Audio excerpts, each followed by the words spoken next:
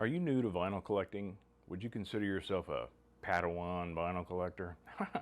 Or are you more seasoned, but you're finding it difficult to take care and locate your records at any given moment? Well, today I'm going to show you my method of how I take care, and catalog my collection. So sit back and let's check it out.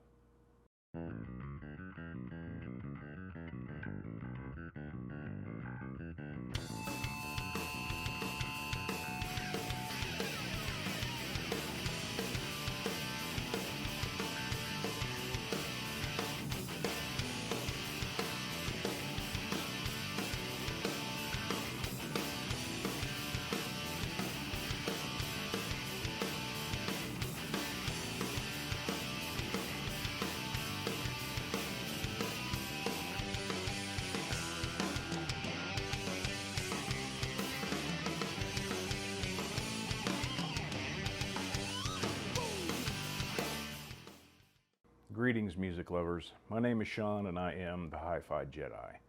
So today I want to talk to you a little bit about some of the difficulties that you might be finding in keeping your record collection in order. I'm going to show you some of my processes and what I do, things that I've learned over the years to keep track of my record collection and keep a handle on it as well.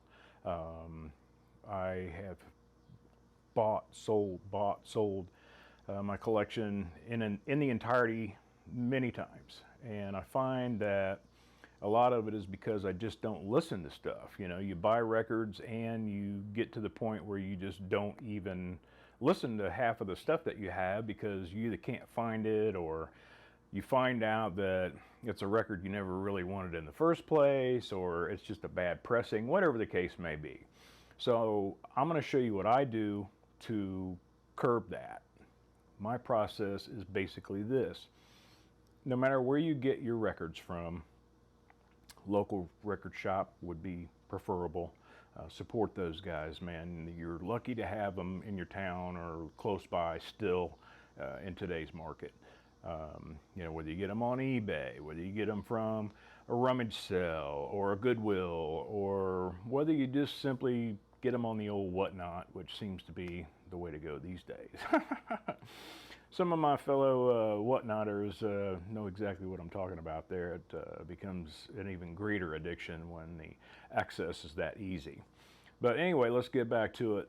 So when I get a record, I bring it in. First thing I do is I put it into my Discogs. Okay, so in Discogs, when I come in, I get my catalog number, put it in.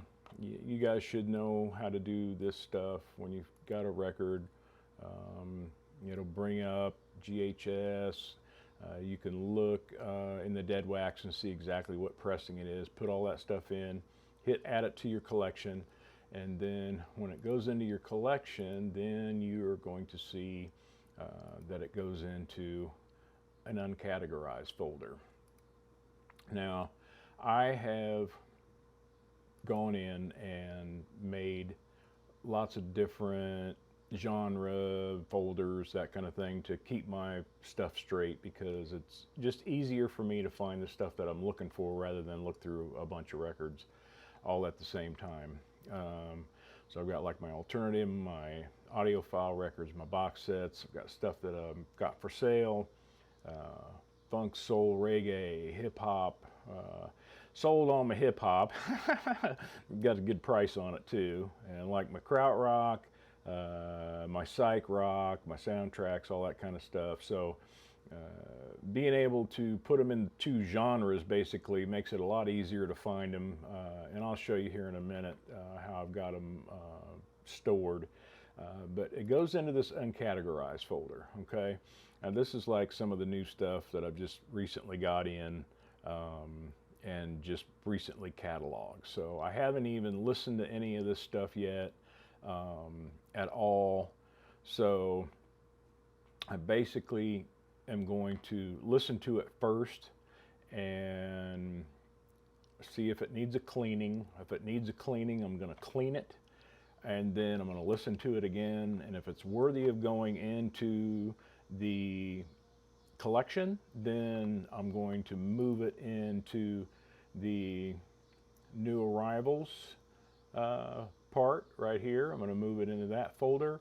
And if I decide that, it sounds like crap, or it's a bad pressing, or I just didn't like it, it goes right into the for sale. So these aren't the droids we're looking for. And you can see, I've only got like 350 records now. I used to have well over 1,000, but I just don't listen to the stuff anymore. You know what I mean? I don't want to have a collection that weighs me down so much that I can't enjoy it.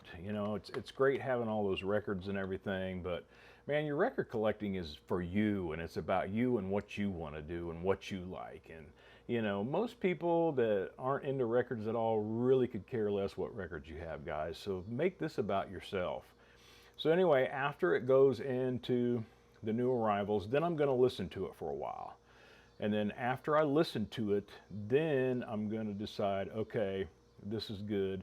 Then I'm going to keep it. So then I'm going to put it into the funk part, or I'm going to put it in my psych, or I'm going to put it in my krautrock. And most likely it's going to be one of those two, because that's what I'm heavy into collecting right now.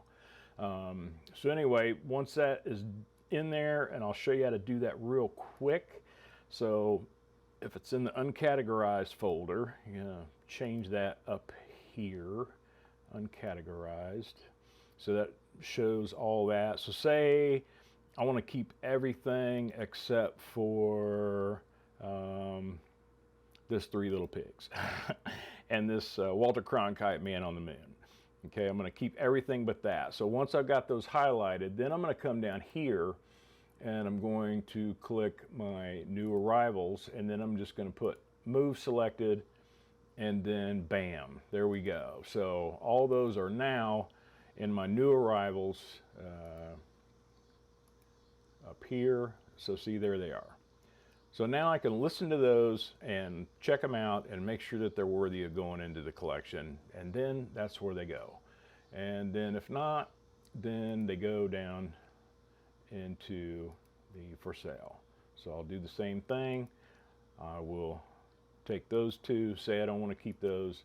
I'm going to go to for sale, move selected, boom, done deal. Okay, so there's nothing in there. So now everything is in here, and I know that I've either put it away or I'm not going to keep it. One of the two. That makes it very simple, and there's nothing that's going to impede me from enjoying my collection at that point.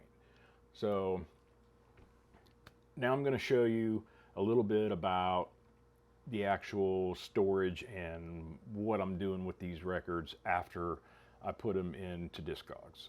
Okay, so this is pretty much my record collection, the stuff that I've got left that I listen to on a regular basis. So I've got everything that I listen to all the time in the Calac. So all this stuff right here is all my krautrock. All this stuff right here is all my psychedelic rock. Then I've got a little bit of prog stuff. This is my for sale stuff. And I've got my audiophile stuff and my box sets down here. And I have a few more genres over here, stuff that I don't listen to as much, but being that it's all by genre and then it's alphabetized by artist, it makes it real easy to find the records that you want. And then, like I said, if it's going to stay in the collection, then it comes over here and gets on the old VCE and gets cleaned, and then I'll show you what I do next. And this area is where I keep all the new stuff that I know that I want to listen to for a little bit. It's my new records, and I'm going to listen to them a little bit before I put them in their final resting place. So this is a good one. For instance, I'll kind of show you exactly what I do with these. Okay, so everything at that point gets a outer sleeve. The original inner goes in to the jacket and stays there to protect it and keep it. Then basically I take the jacket and stick it back in the outer sleeve so that it's ready to go with the original inner. Then I take the record and I put it in a rice paper inner to protect it. And I also do this. So I take and I write the catalog number on the back of it. I write the date, I write where I bought it from and how much I paid for it. So by doing that, you know, when you go to resell some records, a lot of times you forget what you paid for stuff and you end up giving it away. So some of those records that you paid a lot of money for, you might not want to do that. So this will help you to not lose a lot of money in the process of cycling through records. And then once that is done, then it goes back in like that, so that it just sits there and it's ready to go in. And then when I want to listen to a record, then I can just pull it out like that and I can pour it right out into my hand. Easy peasy. It's all good to go. And then it goes back up just like that. And then one thing that I do too, guys, that will help you. So say you want to play a record. Say I want to play, let's say I want to play this bootleg Pink Floyd right here. So when I pull this out to play it, I take the record that's next to it and leave it out like that. Pull it out, play it, so that when I'm done playing it, all I got to do is come back and put it right back into the right of that one where it belongs, and then you keep everything totally organized that way. And that pretty much is my method. So that's pretty much it, man. It's a very simple process that I use. I hope this was helpful to you. Like I said, I've been collecting for a long time and I found this to be the easiest way for me to keep track and keep my collection down to a manageable size that I can really enjoy. Because for me, it's all about quality over quantity and just music appreciation. I buy my records to listen to them. So if I know where they're at and I know they're in great shape and I can listen to them, then I'll enjoy them more for years to come. So anyway, the best thing about it is this is just my suggestion. It's subjective. You guys can figure out what works for you. I'm just trying to give you a start or maybe help you out of a situation where you're not sure what you want to do. You know, you might not want to do the things that I do, but that is your choice. That's the great thing about collecting vinyl, is it's all personal. It's all, what do I want and how do I want to enjoy it? So you keep that mindset and you do what works for you. So anyway, thank you so much for coming and watching today. I appreciate you.